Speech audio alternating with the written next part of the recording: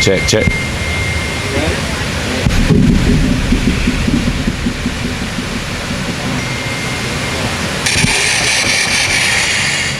Good afternoon. Welcome back, Season 5, Episode 1 of your Leaders Only digital show and podcast. I'm your host, Kendall. And I am Samaj. And man, it's so much of a blessing to be back, man.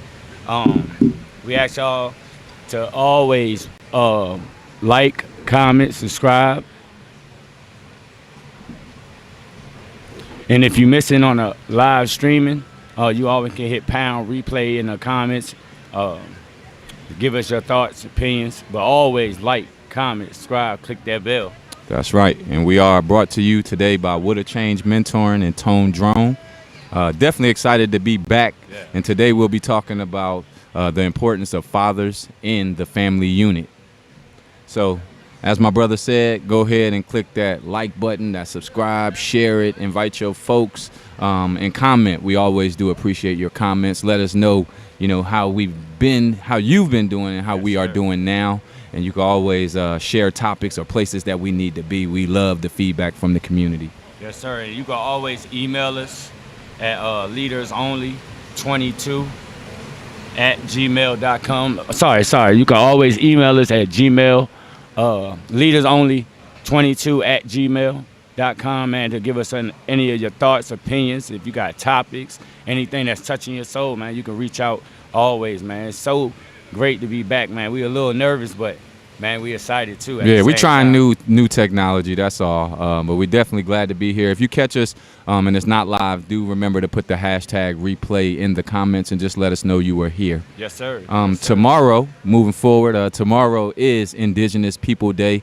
We've been blessed with a beautiful day today. As you can see, we are here in Arlington, Virginia. It's 80-some degrees. Yes. And tomorrow is a day which was officially born in 1992.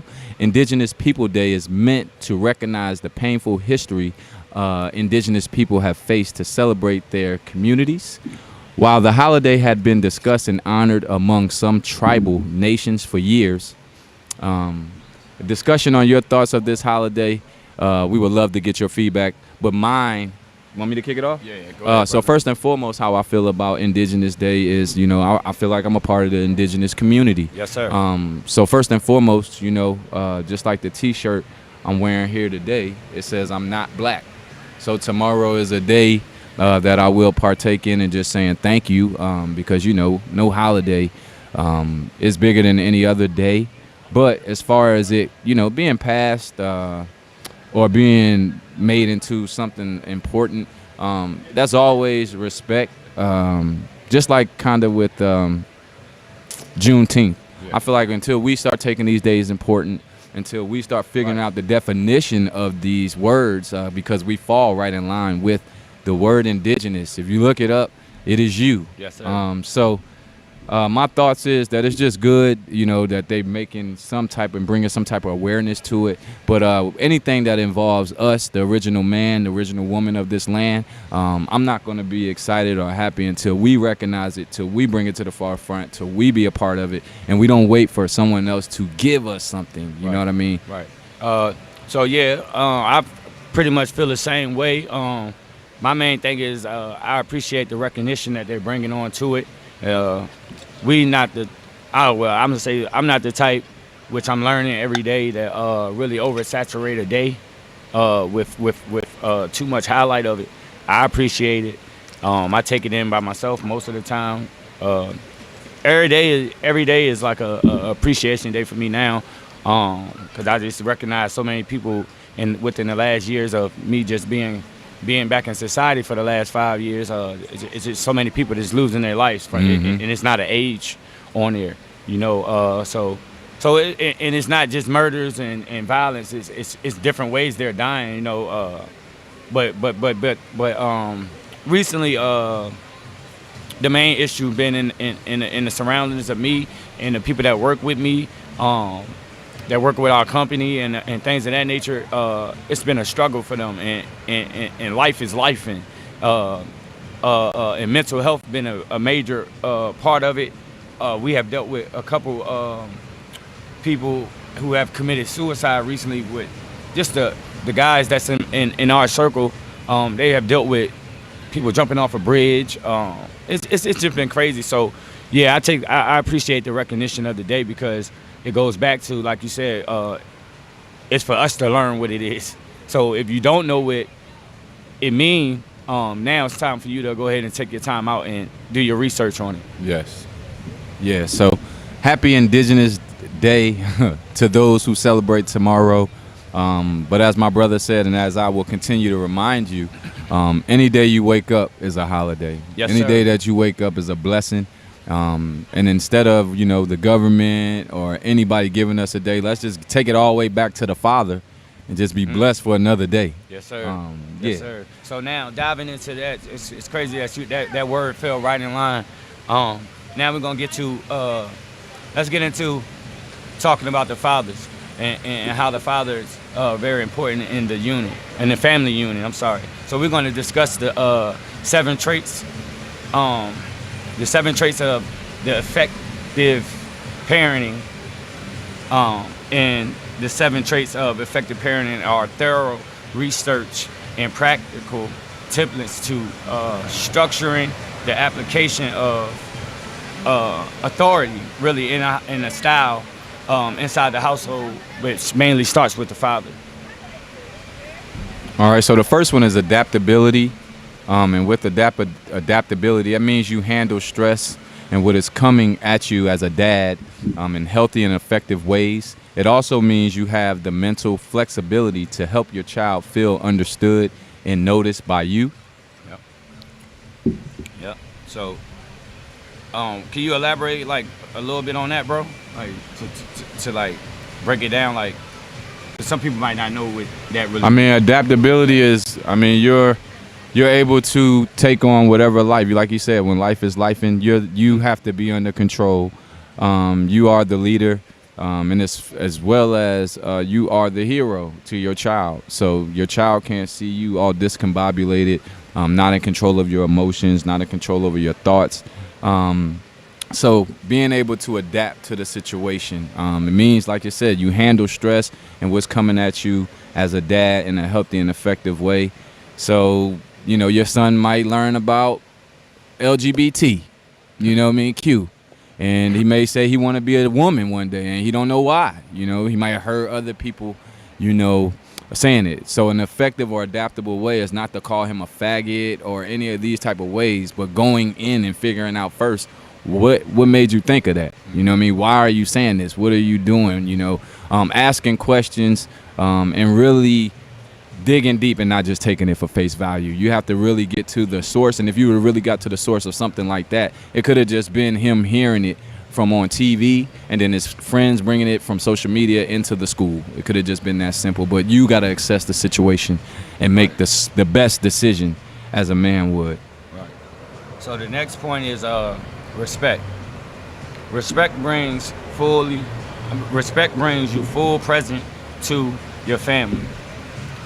Through respect, you modeling and looking inward and managing yourself well, so you can listen and see the effectively response to and how to love and bear and things of that nature with your children. So respect really can go both ways. Most people say that we are brought in to always, respect your family. Respect your parents. And in the society today, it's like a lack of respecting of parents in a generation now, as far as the youth. And I believe that it goes hand in hand. It goes both ways. So a kid can feel disrespected and from the parent, get disrespected and things of that nature, and they feel like, well, dang, I gotta respect this person because it's just my parent, but they don't have to respect me because I'm their child. So I see it both ways, and that starts with teaching a child that you respect them too. If you're wrong, you need to be man enough or woman enough to tell your child you was wrong. In a situation of that, I just be feeling like it's not always just it's automatic that you're going to respect your parents, but I also believe that it's works both ways. You can't disrespect the child and think that they're going to respect you and do everything that you ask them to do. or lead by following what you doing to them. You can't follow somebody that's showing them nothing but disrespect or not showing them the right and wrong of respect or what it is. That's my intake on that. Yeah, I mean, I just feel like, as I said, you know, you love all image bearers of the Most High, so we are supposed to become the Most High in human form. I know it's an everyday cycle, but respect, to me, it starts with self-respect. I feel like there's such a lack of self-love, self-discipline, self-accountability, self-respect.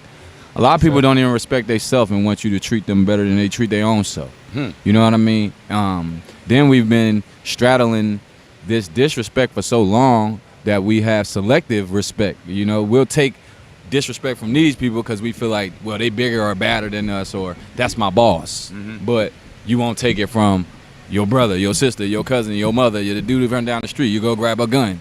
I'm kind of tired of all that, you know, and I feel like when it comes to respect, like you said, you give it, you get it, but it starts in the mirror.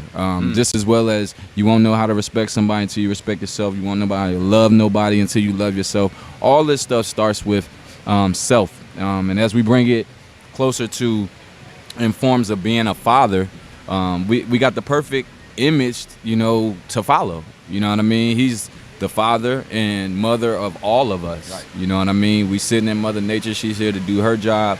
And the Father created us in his image. So even the dads and the fathers of the world has a father. You know what I mean? So we got to bow it down. And at the end of the day, how would you talk to the Most High? How would you respond to the Most High? If the Most High pissed you off, would you curse him out? I really feel like you wouldn't. You may be upset and you can voice your opinion. But you ain't about to disrespect the Most High because you scared. Right. Most people living in fear. So you gotta keep it that same way. Correct. Next is intentionality, which helps you create goals and focus on what you're building in your child's life. Intentional affection, instruction, conversation, meal times, play times, and encouraging words can all have life-giving impacts on your family. And I really, really love that because, again, living with intention. If you live your life with intention, or if you're purposeful, if you say that's what you're going to do and that's what you're going to do, if you're going to get up at 5:30, 6 o'clock, 6:30, whatever it is, if you're going to do that and you're going to be consistent at it, that's where it starts. You're being intentional. You know you're going to bed at this certain time. You know you're going to read this amount of chapters a day. You know you're going to save this much. Well, it crosses over right when you have a child too. You know, you got to be intentional on when they come through that door, how was your day? When they wake up in the rising, how do you feel today? You know what I mean? How did it make you feel when? You know, when they bring you stories or things that they feel uncomfortable about, or if something had happened, how did that make you feel? Having a mealtime, you know, we lacking that. I remember coming up and we had to eat at the dinner table. Now, I mean, everybody is on the fly. You can get Uber Eats, you can get Instagrub, you can get Instacart. He cooking, you know what I mean? We're really losing that in this, you know, having that father figure in there. You know, that old school guy coming home from work, taking them boots off, and you know, mom got the dinner ready. It's really lacking in today, you know. And we got to be intentional because, as you said, you know, life be lifing. And if we keep being the victim in this life, then it'll continue to kick our butts. But when you decide to fight back, you got to be intentional with your conversations, the play times, encouraging words, and everything encompasses itself. Teaching, instruction. Most of the times I say, you know, that I don't want children just to follow what we tell them. You know, we gotta set better examples so they can follow what we do then. Right. So that's just a little bit of how I feel about it. Yeah, how I feel. I just want to touch in on a little part of that and add this to mine. My perspective, because and that goes in with your intention of what do you want your child. So I'm gonna put it this way: your child is an athlete, but what is your intent with that? Right. What you trying to get out of it? What you trying to get out of that? Is it really just to push your child because that's what he want to do or she want to do, or is it for you to get the highlight because that's what you couldn't do? Yeah. Yeah. So that's what I be thinking about too, because by you being a coach and around them young men, I'm pretty sure that they give you how they feel in situations like that. So oh yeah. So yeah, that's one of the scenarios we can use with the definition of, if you don't know what intent means, we giving you the scenario. That's one of them right there. Yeah, and that was big because the fact that you say that, and the fact that we have been around athletes, for some time now, everybody don't gravitate to the sport because that's what they wanted to do. A lot of times their parents put them in there. Sometimes, most times, a lot of times when it comes to these dads, they put their children in sports to, fulfill a dream that they couldn't. That is very true. But when it comes down to it, that's why you got to have these intentional conversations, because at least you could say, look, man, Pops ain't make it. I feel like you got these genes. I want you to at least try it. And then you have to have room for that response. Yeah. Dad, I'll try it until. Dad, I don't want. It might be a day where he walk in there and say, Dad, I don't want to do it no more. But you have to at least have that conversation like, yo, you really want to do this? Because what people don't realize is you are contributing to attempted murder when it comes to football. At least when we talk about football. Every time your child go out there and you know that child don't want to be out there, and they putting themselves in the line of fire with them helmets and them pads and running that fast and people at certain weights, that if he get hit and don't get up, it's on you. Yeah. And all you had to do was ask, like, yo, are you scared? Are you afraid? Or would you like to do something else? Like, man, you talk to some of these young men, they want to be architects. They want to be engineers. Some of them want to play Twitch. You know what I mean? Play the game. Some of them want to be gamers. Yeah. YouTubers. Videographers. Photographers. Anything. It don't always have to be sports. Professional leagues and things of that nature, because like you said, man, it's a danger and it's a mental health struggle with it. Yeah, and everybody just not from that era. That was the era that we were from, you know. You had to play sports, and listen, I'm still the number one advocate for young men and young women to play sports because it's still a vehicle. Yes. At least use it as a vehicle, and talk to your children about using that sports as a vehicle, at least to get to the next level for free. But if it's something that they don't want to do, there's tons of ways. And before we get hung up on it, go through social media with them, go through the video games with them, go through, trees, you know what I mean? Buying land with them, so they can own trees and sell trees, stuff like that. I mean, if you want them to succeed in life, let them know that the game that they're playing, whatever sport that they're playing, that the odds are most times less likely than hitting the lottery. So keep that in their mind and strap them up, you know what I mean? So as always, man, by us saying that, we always want to encourage y'all to do something positive during the day. Stay physically, try to keep your mind up. Try to do something that feeds your mind, feeds your spirit. Whether it's working out, whether it's taking a walk with your significant other or whoever's close to you or your friend, or whether it's going for a jog, a bike ride. Because I know this guy beside me, he can ride a bike forever. And mine's is working out, which is one of his. You can read. Just stimulate your mind, try to challenge yourself and to do something different. And always, if you're struggling with anything that's going to harm yourself, or you thinking of anything that's going to danger, or you see somebody that's in danger, or you see somebody or heard something, we have our own line that you can hit. It's 988. Yes, and don't hesitate if you're struggling, man. Please. 911 is emergency. 988 is mental, physical, emotional emergencies. Yes, you know what I mean? So don't hurt yourself. You know what I mean? Sir. Sometimes you just need a voice to remind you how special you are. We all are. Continuing, the fathers and the family unit discussion. Steadfast love always allows you to love deeply and give your family the strength that stems from a father's love unconditionally. Boundaries allow you to model and teach healthy ways to engage with opportunities, relationships, and interests. So boundaries is one of the things that's very important. Boundaries, that's so important. To respect somebody's boundaries. See how all these things go hand in hand. Respect, the intention of respecting somebody's boundaries, and what's their intention of setting boundaries. It's important to allow somebody to have their own space and not invade their privacy or their boundary. Mm-hmm. That's the line. That's what it's for. That's the blockage. That's to let you know that this is where the line is drawn, and it's respectfully. And most times it should be in a respectful manner. Like we all set boundaries, you know. It's important to do that. I set my own just because I'm one of those persons that does everything in private. And now that I'm exploring life and getting used to putting myself out there, I set boundaries on how I do this because I don't want to overwhelm myself and take on too much, and to have a team that accepts that, and we all working together and using our head. It's important to use that as a unit because we setting it as an example. Like we have a father in our unit right here with just our team that has a strong mind, even though he doesn't make every decision, but it's a collective matter, and that's how it starts in the house with the father. He doesn't have to make every decision, but if we bring it together and make a collective matter, we all should be able to do it in a respectful manner, whether it's a child with their boundaries. Yeah, don't nobody want you busting in their room while they playing the game all the time. You know, that's a bound. That might be a boundary for them. That's cool to respect that and accept that. So that's my intake on that. Yeah, grace and forgiveness present the ministry of reconciliation that the Father has given us. And a dad can truly make his home debt-free and spiritually strengthened by modeling his grace and forgiveness.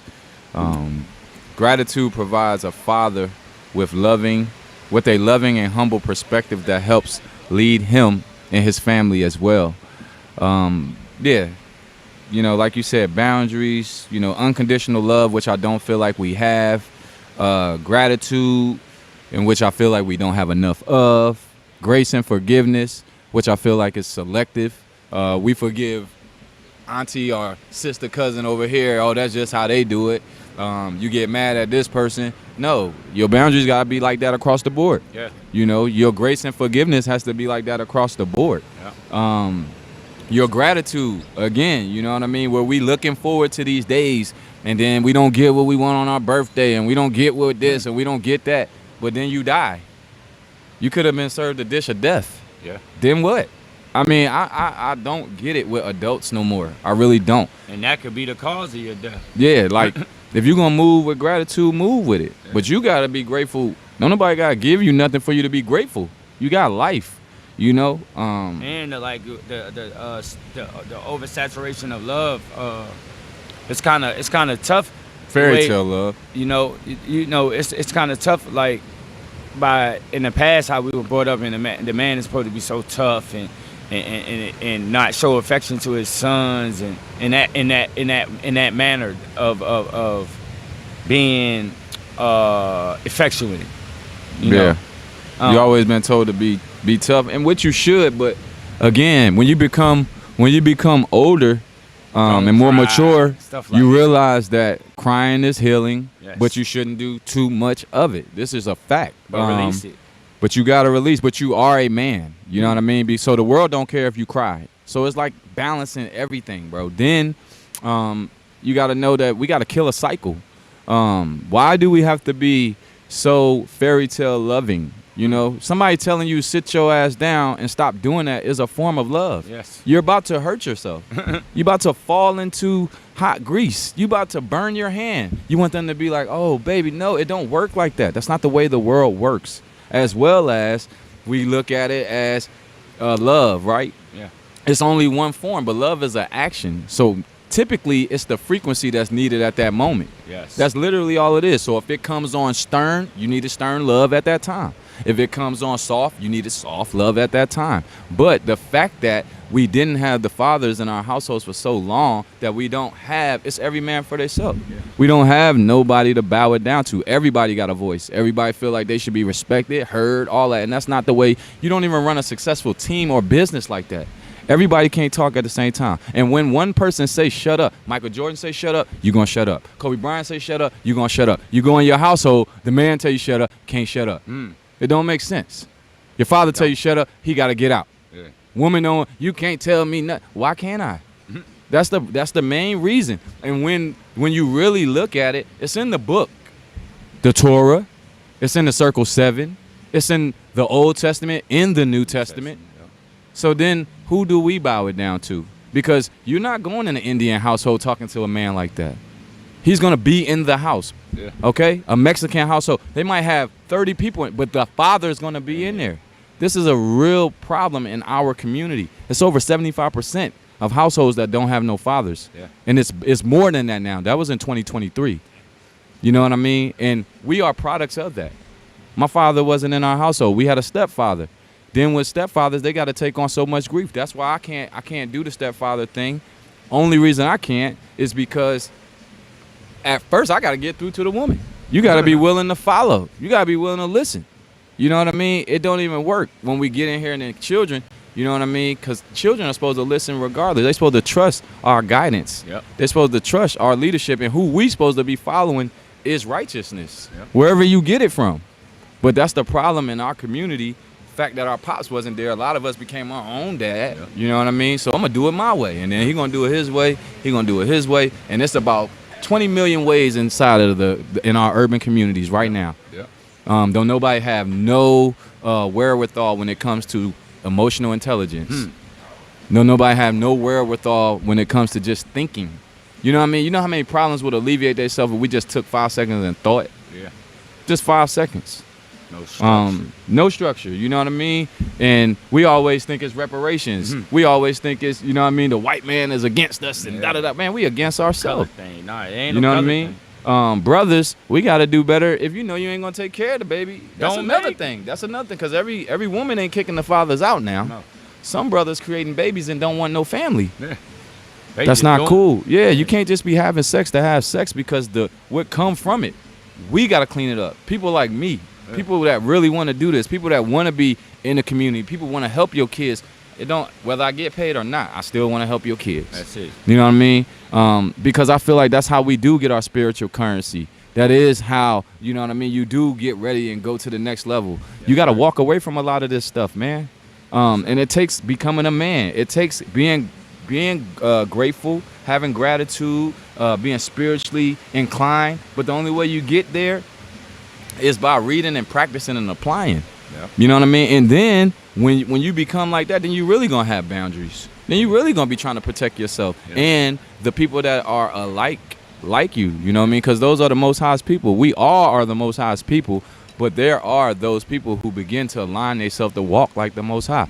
I'll be first to tell you, I'm not perfect, but I want to walk that life. I'm ready to do the work. Okay, so you got two sides, and it's like, well, okay, we already know we've been ignorant for so long. You got that side. But how do you fault the people that's at least trying to go that way? Right.